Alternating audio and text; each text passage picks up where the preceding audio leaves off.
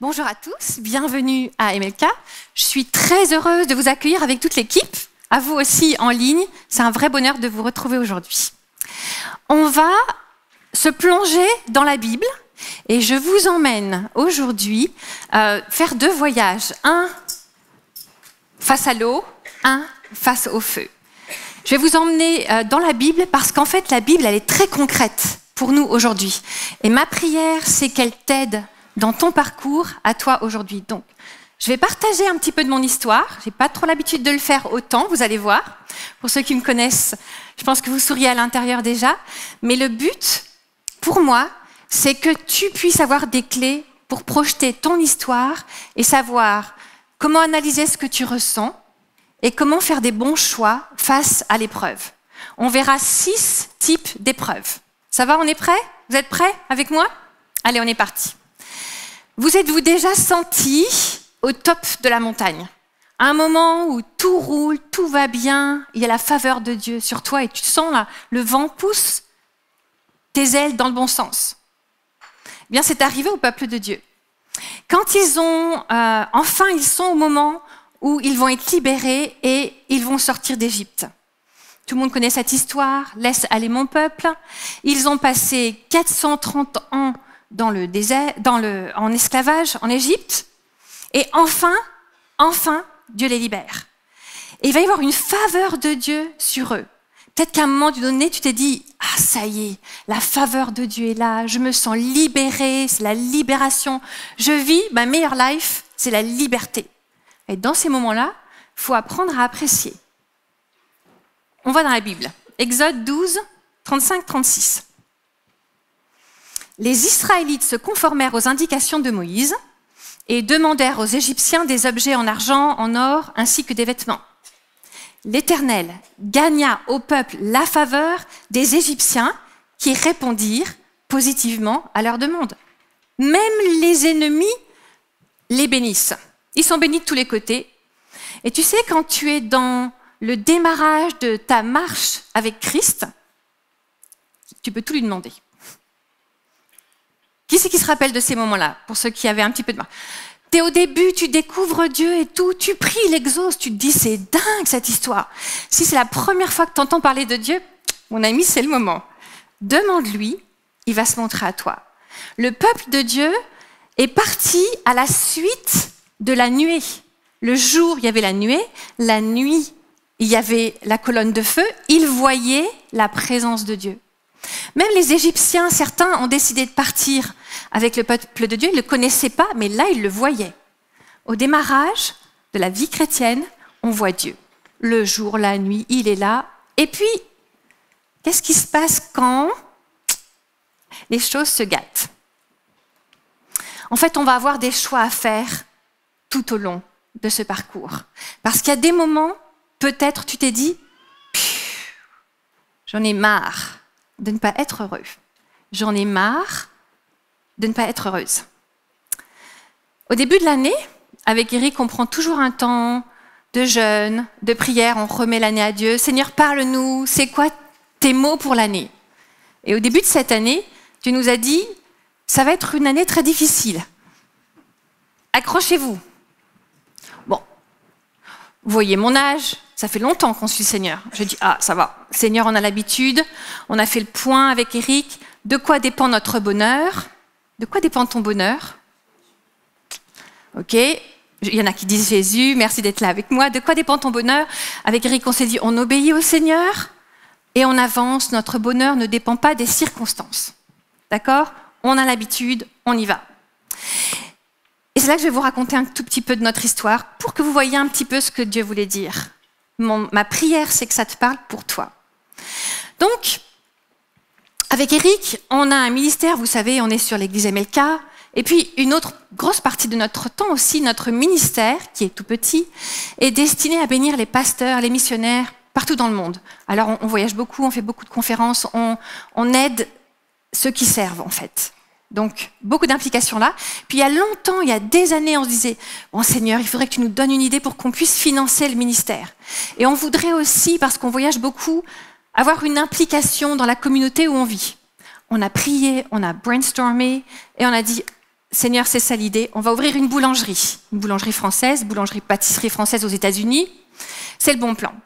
On en discutait avec ma sœur qui est un PhD en économétrie. Elle a dit, si on fait ça, il nous faut quelqu'un de formé. Moi, je veux servir Dieu avec cette capacité. Elle est partie se former à l'école de pâtisserie, elle est chef pâtissier, chef boulanger, etc.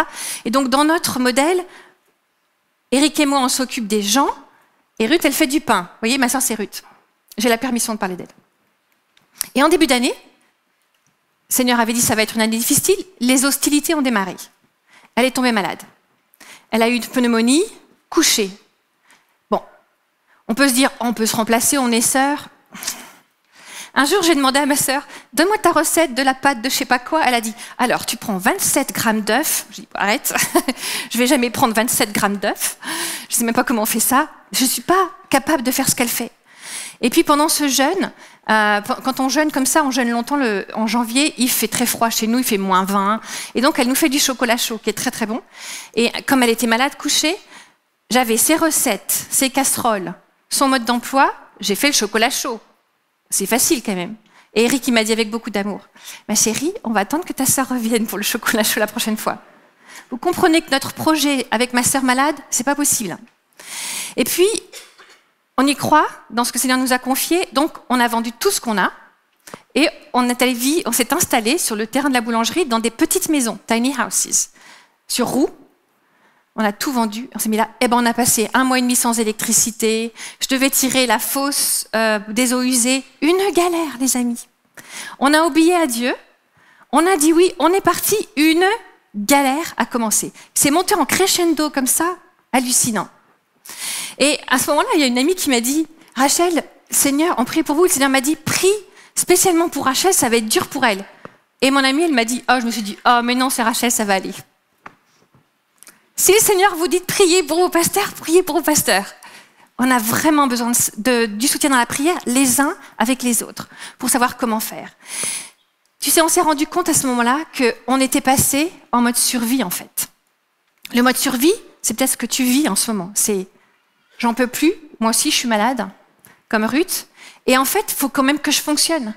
Pendant tous ces temps sans électricité, sans eau, etc., imagine ta situation à la place. Bon, on a continué à faire nos entretiens, 6 heures du matin, les intensifs. On a continué à fonctionner, tout comme toi. Tu es peut-être maman solo, puis tu continues à fonctionner. Tu es au fond du trou, tu es malade, mais tu dis, bah oui, mais mes enfants ont besoin de moi, il faut quand même que je me lève la nuit. Le petit fait ses dents, on a un petit-fils qui fait ses dents, c'est pour ça que je prends cet exemple-là. Et je continue à fonctionner. En mode survie, tu es quand même obligé d'avancer. Il faut trouver le courage et la force d'avancer. Qu'est-ce que tu ressens dans l'épreuve et qu'est-ce que tu vas choisir de faire dans l'épreuve?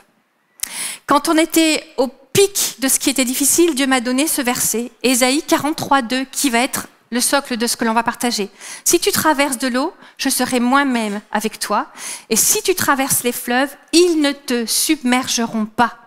Si tu marches dans le feu, tu ne te brûleras pas et la flamme ne te fera pas de mal. Alors, on va prendre ces deux aspects-là, la mer Rouge et la fournaise, d'accord? On est parti dans la mer Rouge. Premier point, quand Dieu te fait faire un détour.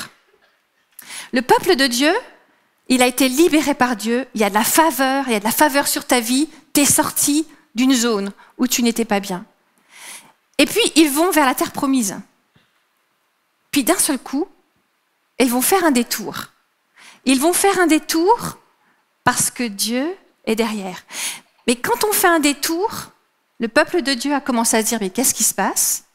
Peut-être que toi, tu t'es dit, mais en fait, Dieu, tu m'as montré l'endroit où je devais aller, c'est là-haut, et puis tu m'emmènes en bas. Qu'est-ce qui se passe? Pourquoi tu me fais faire un détour? Ce que je ressens dans ces moments-là, c'est le doute. On se sent perdu. Est-ce que tu t'es trompé, Seigneur? Est-ce que je me suis trompée? Quand ma sœur est allée se former, à un moment donné, elle portait un plateau de baba rhum, elle est tombée dans un cajot de pommes. Le résultat de ça, c'est 2 ans de rééducation. Elle avait perdu sa jambe, il a fallu rééduquer 2 ans. Comment ça? Je quitte tout, tu as peut-être tout quitté, tu te lances dans un projet, tu penses que c'est Dieu qui te l'a demandé de le faire, et il t'arrive un truc, un accident du travail, et tu te retrouves bloqué, tu dis, elle est où la logique? Regarde, elle est où la logique? Exode 13, verset 17. Lorsque le Pharaon laissa partir le peuple, Dieu ne le conduisit pas par le chemin qui passait par le pays des Philistins, même si ça aurait été le plus direct. Dieu se dit en effet, le peuple pourrait éprouver des regrets en rencontrant la guerre et en retournant en Égypte. Dieu fit donc faire au peuple un détour par le chemin du désert, vers la mer des roseaux. Dieu t'a peut-être emmené par un détour qui te fait passer par un désert parce que tu n'étais pas prêt à la guerre. Peut-être que ton célibat, tu te dis c'est le désert, c'est la misère, mais tu n'étais peut-être pas prêt à la guerre. Je ne dis pas que le mariage c'est la guerre, pas du tout. Le mariage c'est beaucoup de travail, beaucoup de bonheur. Mais si tu n'étais peut-être pas encore prêt, fais confiance à Dieu. Quand tu es en face d'un détour, choisis de faire confiance à Dieu. Il a le meilleur pour toi de l'autre côté. Deuxième point, quand tu regrettes ce que tu avais, alors là, ils sont forts. Le peuple de Dieu, ils sont forts. Ils viennent à peine de partir. Ok, première épreuve, le désert. Fais confiance à Dieu. Pas facile. Alors là, les voilà. N'est-ce pas précisément, Exode 14, n'est-ce pas précisément ce que nous te disions en Égypte? Laisse-nous servir les Égyptiens, car nous préférons être esclaves des Égyptiens plutôt que de mourir au désert.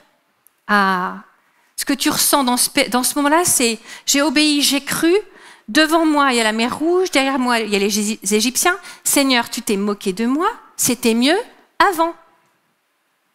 Le pays du c'était mieux avant. Et le pays de la comparaison.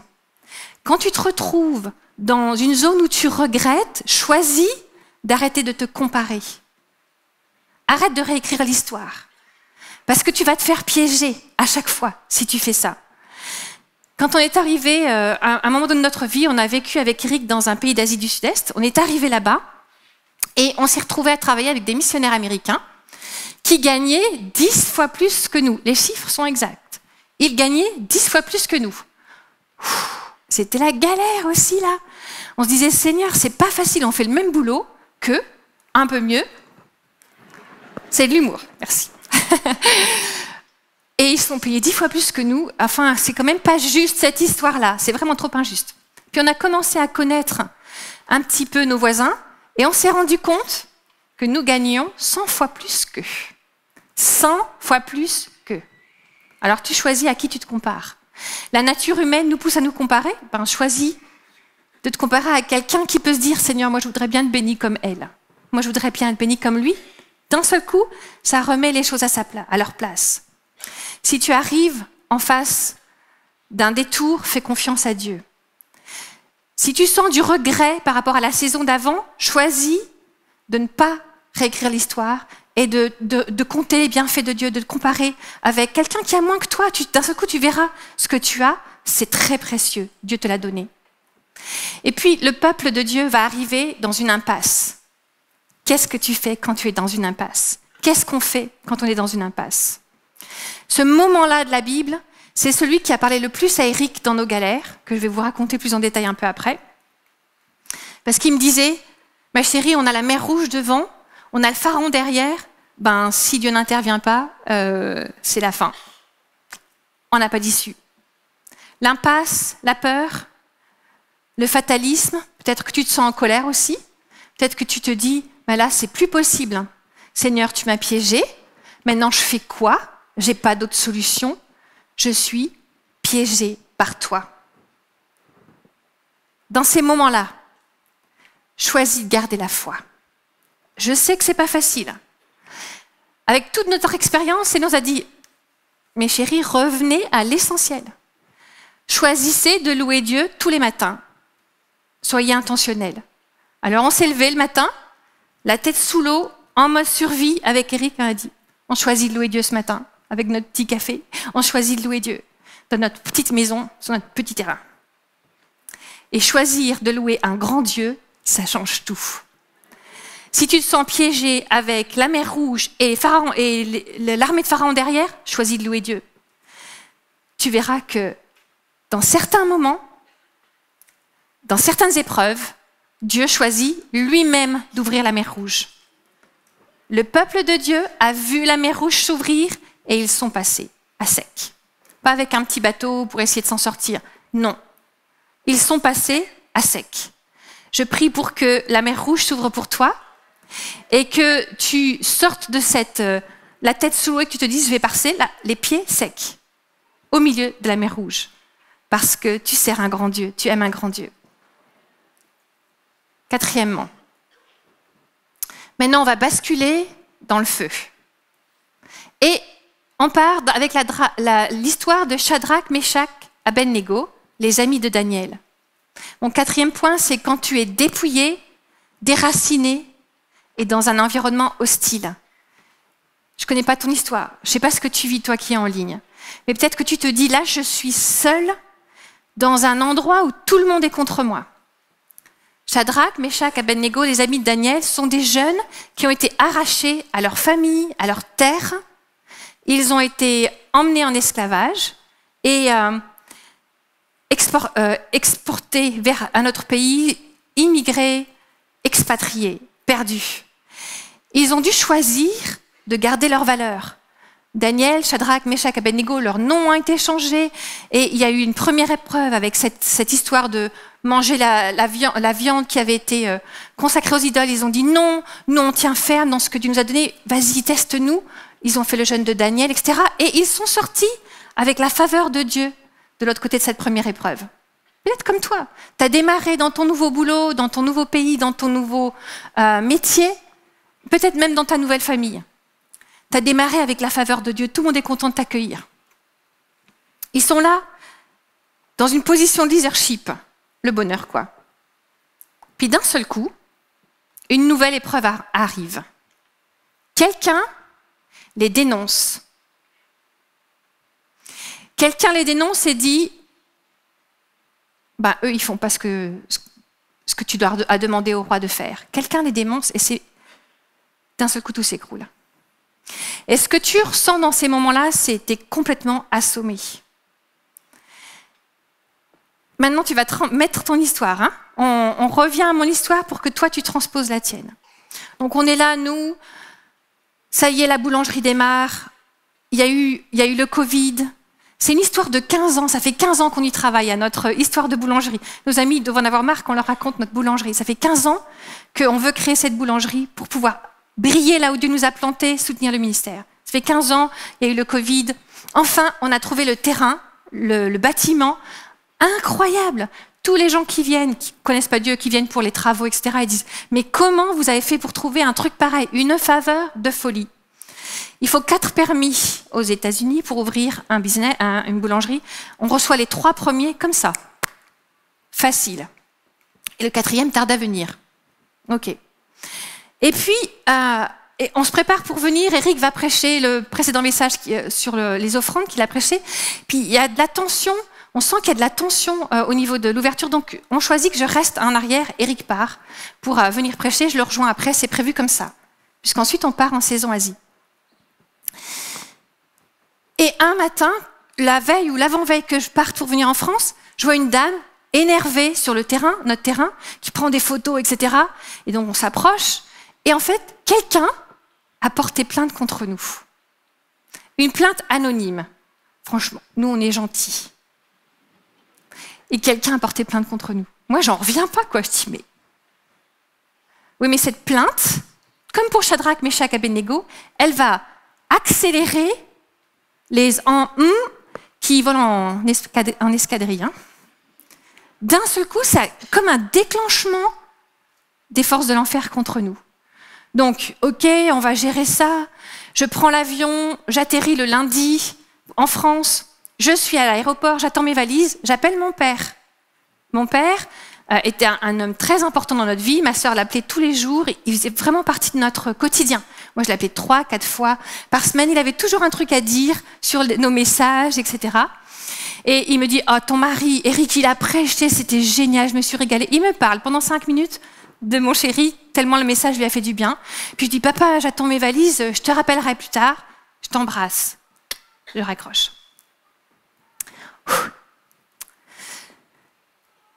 Et le lendemain, je l'appelle. Il décroche pas. Je vais aller plus vite, j'accélère parce que je suis stressée à cause de l'émotion. Ça fait 2 mois aujourd'hui. Je l'appelle, il décroche pas. Je l'appelle toute la journée, il décroche pas. Le soir, il décroche pas. C'est pas normal. Eric et moi, on prend la décision de prendre la voiture. Il habitait à Perpignan. On descend. On devait aller à une convention de pasteurs. On change nos plans parce que mon père qui décroche pas, c'est pas normal. On arrive à Perpignan le matin. Eric, il me dit, je rentre dans l'appartement en premier. On sait jamais. Il est pas là. Non, c'est pas normal. On va au commissariat. Je sais qu'il faut 48 heures, mais je vous assure, c'est pas normal qu'ils soient pas là. Ils ont été incroyables. Ils nous ont fait rentrer, les 2 inspecteurs, et ils ont cherché, et puis à un moment donné, il s'arrête, il me dit, Madame, j'ai une très mauvaise nouvelle. On a retrouvé votre papa décédé.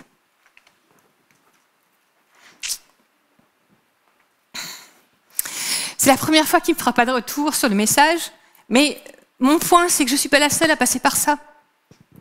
Toi aussi, tu traverses peut-être le deuil. Je vais me reprendre, ne vous inquiétez pas. Toi aussi, tu traverses peut-être le deuil. Et tu te dis, mais pourquoi, Seigneur, tu permets ça?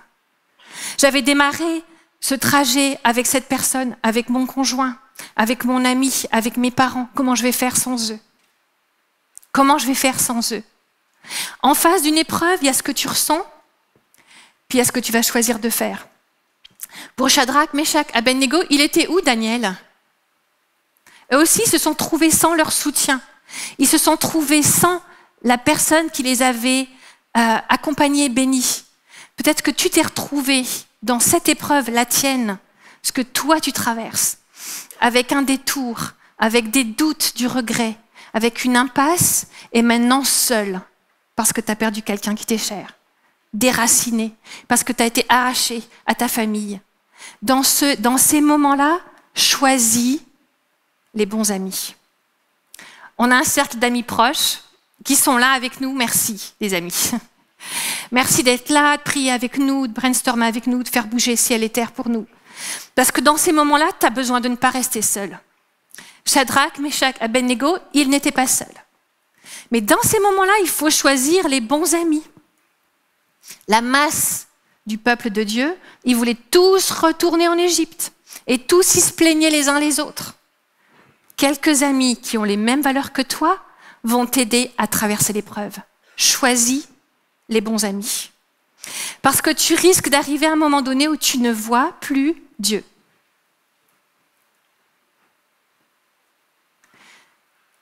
Le peuple de Dieu, quand ils sont sortis d'Égypte, ils avaient la colonne.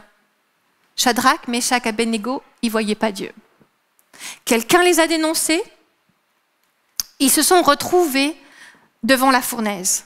T'as pas adoré? Okay. Maintenant, la condamnation de cela, ça va être. Après le décès de mon père, donc on le retrouve, vous imaginez tout ce qu'il faut faire. On voit la faveur de Dieu dans tout ce qu'il faut faire. Quelques heures après, le soir, il est 11h du soir peut-être, et on reçoit un email, la 4e autorisation est arrivée. Ça y est, Seigneur, merci. On voit le bout du tunnel. Bah non. Parce que 6 heures après, on reçoit 2 emails. Un qui dit, bon, la plainte a porté du fruit, vous devez partir du terrain sur lequel vous êtes, et le prêt bancaire qui vous avait été accordé pour la boulangerie vous est maintenant refusé. Donc maintenant, tu n'as plus d'endroit où poser ta tête, et les finances, tout s'écroule. Je ne sais pas si c'est ce que tu traverses. La maladie, le deuil, l'isolement, problèmes financiers, des injustices dans ta vie. En face de ces épreuves-là, peut-être que tu ne vois plus Dieu, mais tu sais quoi? Quand tu ne vois plus Dieu, j'ai une bonne nouvelle. C'est un signe de maturité. Ça veut dire que tu es maintenant capable de t'appuyer sur ton passé, ce que Dieu a déjà fait, la fidélité de Dieu, et que tu es capable de réaliser qu'en fait, peut-être que tu fais face à des autorités démoniaques. C'est clairement ça qui s'est passé. Il y a quelque chose qui s'est déchaîné contre nous. Et à un moment donné, il n'y a pas si longtemps que ça, en pleine nuit, c'était la pire nuit de ma vie. Voilà. J'ai cru que j'allais mourir avec une pression démoniaque très violente. Et la voix du diable et de ses sbires, parce qu'il n'est pas omniprésent, lui, mais qui me disait, c'est la fin, c'est fini, etc. Et le lendemain matin, Eric a prié pour moi à ce moment-là. Vous voyez l'importance d'être bien entouré. Eric a prié pour moi, ça s'est arrêté. Et quelques heures après, on reçoit un texto d'un de nos fils qui dit « Papa, maman, je viens de me faire rentrer dedans, pas par une voiture, mais par 2 voitures. » Et là, la voix malfaisante qui me dit « Maintenant, je m'attaque à tes enfants. » Ok. Peut-être que tu te sens comme ça. Sur un ring de boxe, ça punch à droite, ça punch à gauche, tu te dis « J'en peux plus. Je suis dans une impasse, je suis tout seul, déraciné. » Ok. Choisis de croire. Choisis de remercier Dieu pour ce qu'il a déjà fait dans ta vie. Choisis de croire, choisis la foi. Parce que Dieu est là. Il n'a pas changé, ce Dieu qui t'a accompagné tout au long de ta vie. Il est le même hier, aujourd'hui et éternellement. C'est un positionnement de cœur à ce moment-là. Et quand on est sous pression, en fait, l'essentiel, c'est de se mettre en recherche de solutions divines. Regarde ce que Dieu ferait. Attention aux plans qui essaieraient de te faire contourner la fournaise. Shadrach, Meshach, Abednego, ils sont emmenés devant la fournaise. Elle est tellement chauffée à blanc, je ne sais pas si on dit ça, elle est tellement chaude, brûlante, que les soldats sont consumés en fait par le feu. Sans Dieu, une épreuve comme ça te consume. La perte d'un enfant, etc. Sans Dieu, c'est compliqué, compliqué, compliqué. Et on ne peut pas juger de ce que l'on ferait quand on est devant la fournaise. Quand on a habité dans un pays où on était avec des chrétiens persécutés, il y avait le gouvernement donnait un papier qu'il fallait signer pour renoncer à ta foi. Sinon, je mets le pistolet sur ta tête ou sur la tête de tes enfants et j'appuierai sur la gâchette. Tu signes ou j'appuie sur la gâchette. Ne jugez pas, ne jugeons pas. Il y en a qui ont choisi de signer pour sauver leurs enfants et il y en a qui n'ont pas signé. Et toi, tu ferais quoi devant la fournaise? Ta foi, quand elle est éprouvée, elle est approuvée. C'est devant le feu qu'on choisit d'avancer. Mon message pour toi aujourd'hui, c'est n'essaie pas d'éviter l'épreuve. Parce que au travers de l'épreuve, tu vas sortir grandi, tu vas apprendre des choses. De l'autre côté, mon point 6, quand tu vas te retrouver dans le feu, tu vas trouver Jésus. Shadrach, Meshach, Abednego, ils ont dit non, j'y vais pas. Vous pouvez me remettre le verset, je voudrais relire le verset de Shadrach, Meshach, Abednego, s'il vous plaît. On peut reculer d'une slide. Je voudrais le relire avec vous, s'il arrive, sinon je vous le raconte. Juste une slide en arrière, je pense que j'ai le verset de Shadrach, Meshach, Abednego qui disent « Oh Dieu », vous irez le chercher. Voilà, Shadrach, Meshach et Abednego répliquèrent au roi Nebuchadnezzar, merci, nous n'avons pas besoin de te répondre là-dessus, en fait. Merci. Nous n'avons pas besoin de te répondre là-dessus. Notre Dieu, celui que nous servons, peut nous délivrer de la fournaise ardente et il nous délivrera de ton pouvoir. Et même s'il ne le faisait pas, sache, ô roi, que nous ne servirons pas tes dieux et que nous n'adorerons pas la statue en or que tu as dressée. Mon Dieu peut me délivrer. Un mot de Dieu et tout s'arrête. L'épreuve s'arrête. Un mot de Dieu et on a le droit de rester sur le terrain. Un mot de Dieu et les finances arrivent. Et s'il ne le fait pas, il reste mon Dieu.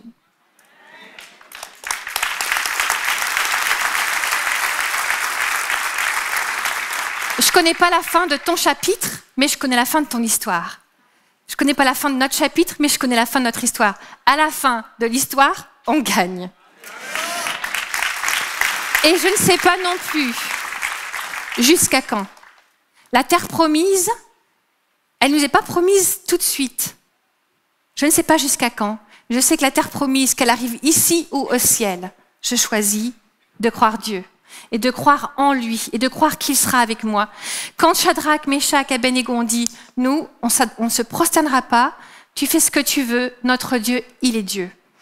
Ils ont été poussés dans la fournaise ardente et au milieu, il y avait Jésus. Au milieu de ton épreuve, il y a Jésus. Et les liens sont brisés dans l'épreuve. Les liens, les choses que tu ne savais même pas t'empêcher d'avancer, t'empêcher de grandir, t'empêcher d'être qui Dieu a décidé, choisi que tu étais, tombent dans l'épreuve. Et tu n'y es pas seul.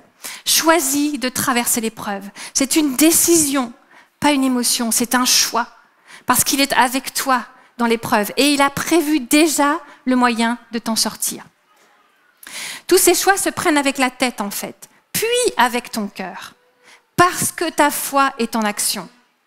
C'est avec la grâce de Dieu qu'on peut mettre notre foi en action, choisir de traverser l'épreuve et la joie vient après. En fait, le miracle, il est dans le feu. Il n'est pas en évitant le feu.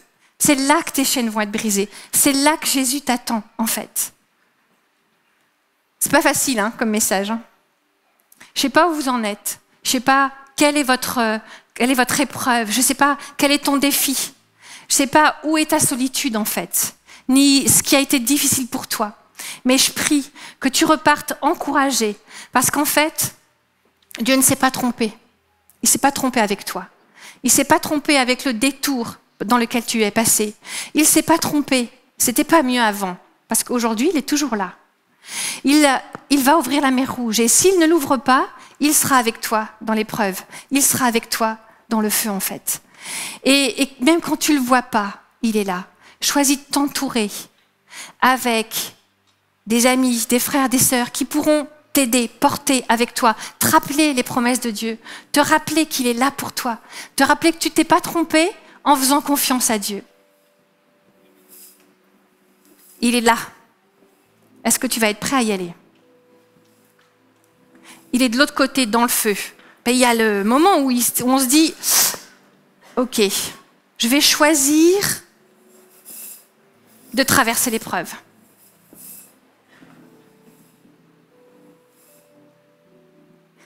Et au milieu du feu, tu vas voir Christ dans ta vie d'une manière toute nouvelle. Ces choix prennent du temps. Hein. C'est pour ça que on va aller tranquillement dans le temps d'appel. Le bonheur, c'est un choix. Et pour pouvoir faire ce choix, je t'encourage à t'appuyer sur ton histoire. Je t'ai raconté un bout de notre histoire pour que tu puisses projeter la tienne. Dans ton histoire, où est-ce que tu as vu Dieu agir? À l'époque où tu étais tout jeune, tout feu, tout flamme, souviens-toi. Souviens-toi de ce que Dieu a déjà fait pour toi. Souviens-toi des moments où il était déjà là. Est-ce qu'il t'a jamais trompé? Non. Est-ce qu'il ne t'a jamais laissé tomber? Non. Des fois, on n'a pas compris à cause d'un détour, mais il était là et il veut le meilleur pour toi et cela n'a pas changé. Il veut le meilleur pour toi aujourd'hui. Je vais vous inviter à écouter les paroles de ce chant, si le passé parlait, pour que tu puisses faire le point à l'intérieur de toi, et puis je reviendrai pour t'inviter à prendre une décision. Donc je te laisse avec le Saint-Esprit, et si ton passé pouvait parler.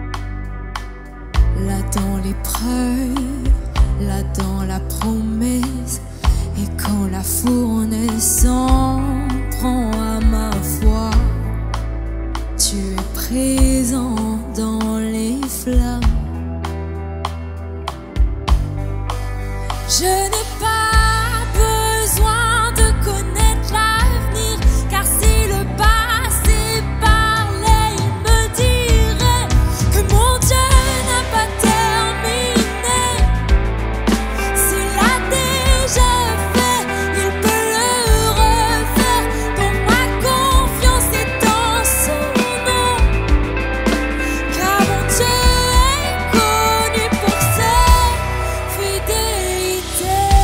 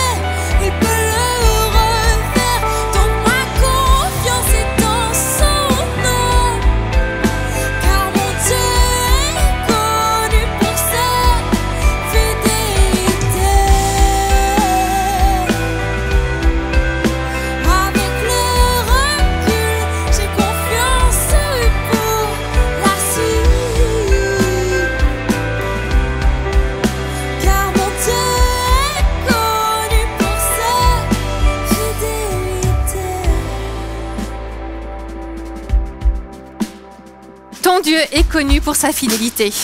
Il n'en a pas fini avec toi.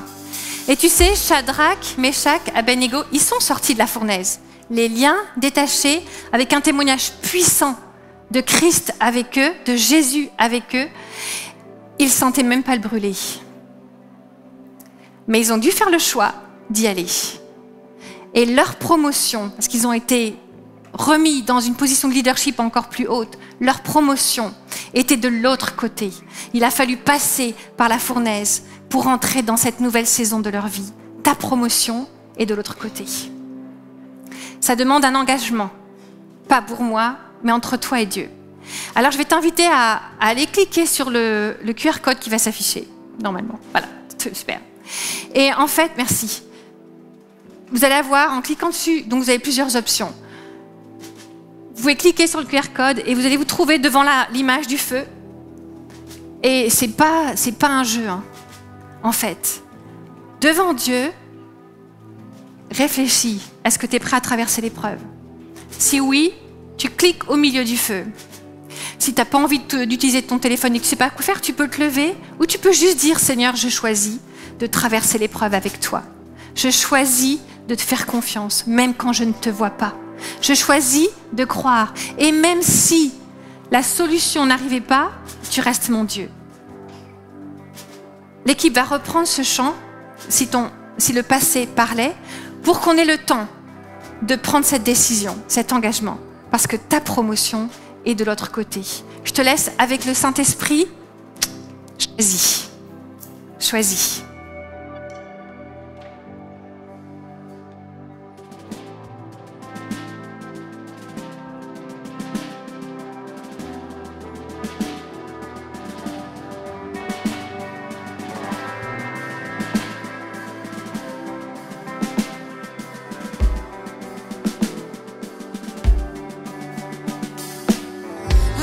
J'avance sans être troublée, car sur les sommets comme dans les vallées, Dieu, tu marches devant moi.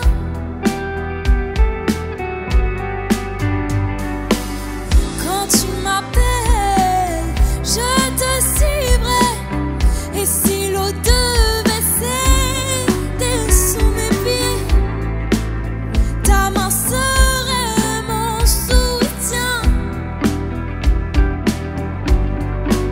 Je n'ai pas besoin de connaître l'avenir, car si le passé parlait, il me dirait que mon Dieu n'a pas terminé. S'il a déjà fait, il peut le refaire. Donc ma confiance est en son nom, car mon Dieu est connu pour sa fidélité.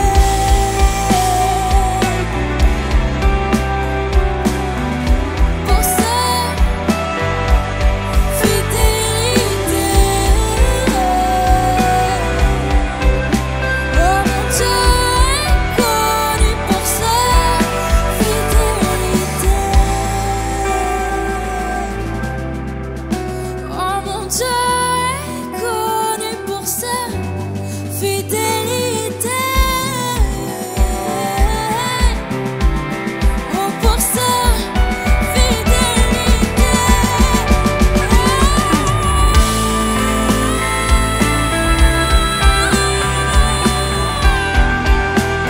Oui, pour sa fidélité.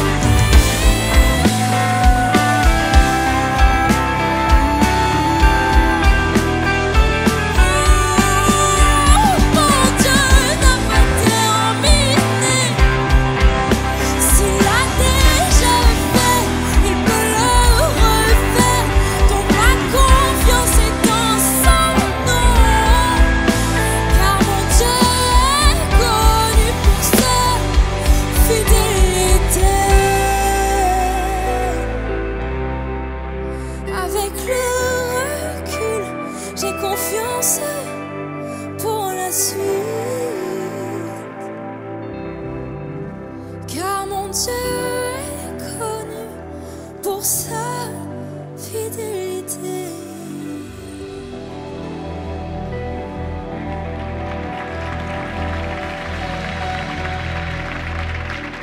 Je voudrais terminer en priant pour toi. Si tu veux que je prie pour toi ou pour manifester ton engagement, lève-toi.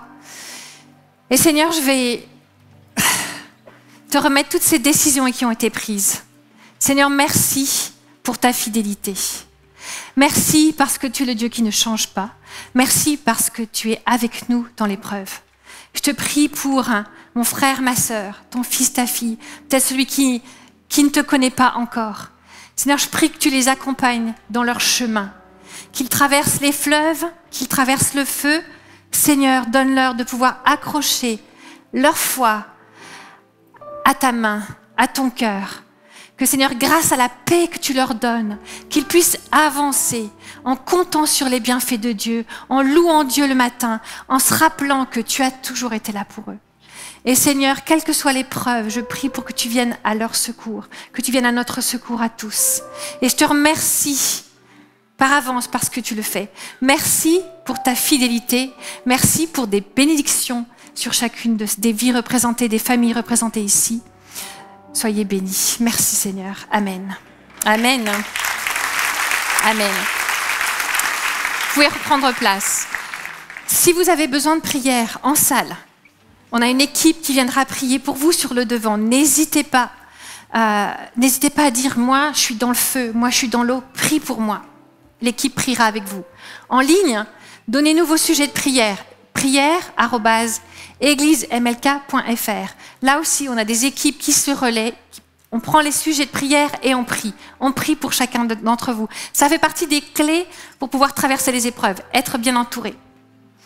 Et puis, si tu veux participer à ce que Dieu fait au travers de MLK, toujours un privilège que de semer au bon endroit, là où le Seigneur te demande. Tu peux participer financièrement avec tes dons, tes offrandes, en allant sur le site jeveusdonner.fr ou alors au point finance à la sortie. Il y a une équipe qui sera là pour vous accueillir. Et puis, il y a une dame qui nous a dit « Il est où le monsieur qui parle bien? Il revient quand ?» Elle parlait de pasteur Yvan Carluère, donc je vous apporte ses salutations. Ils vont bien, ils sont en sabbatique. Yvan est en sabbatique, comme vous le savez, et il est là, il se ressource, connecté à Dieu. On continue de prier pour eux, mais ils vous saluent, ils vont bien. Voilà, donc je vous salue bien de la part de toute l'équipe aussi. On était très heureux de vous avoir. Soyez bénis. Repartez avec la paix du Seigneur et comptant sur sa fidélité. Amen. Alléluia! Est-ce qu'on peut se mettre debout une dernière fois et chanter ce Dieu défenseur, ce Dieu pourvoyeur, celui qui nous garde? Et merci Seigneur pour ta parole. Ils vont déclarer au nom de Jésus, nous sommes plus que victorieux. Alléluia! Église MLK, est-ce que vous êtes toujours avec nous? Est-ce que vous êtes toujours avec nous? Alléluia!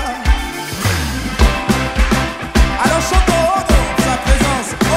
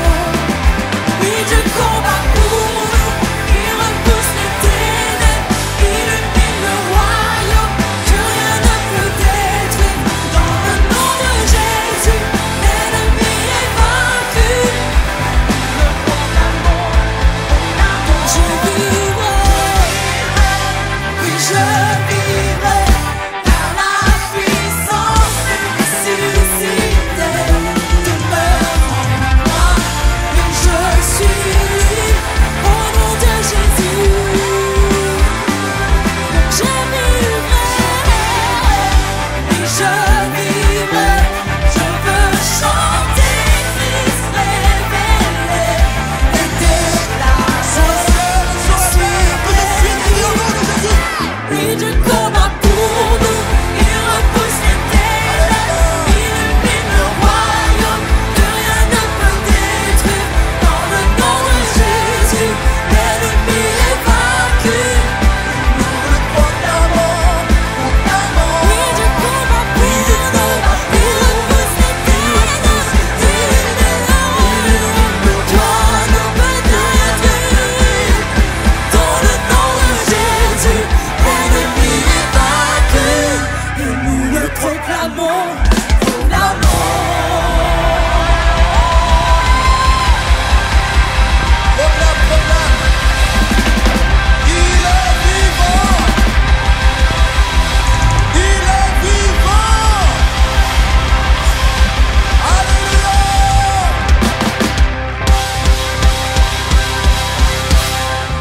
Cette vidéo t'a parlé? Clique sur j'aime. N'oublie pas également de t'abonner et de déclencher les notifications.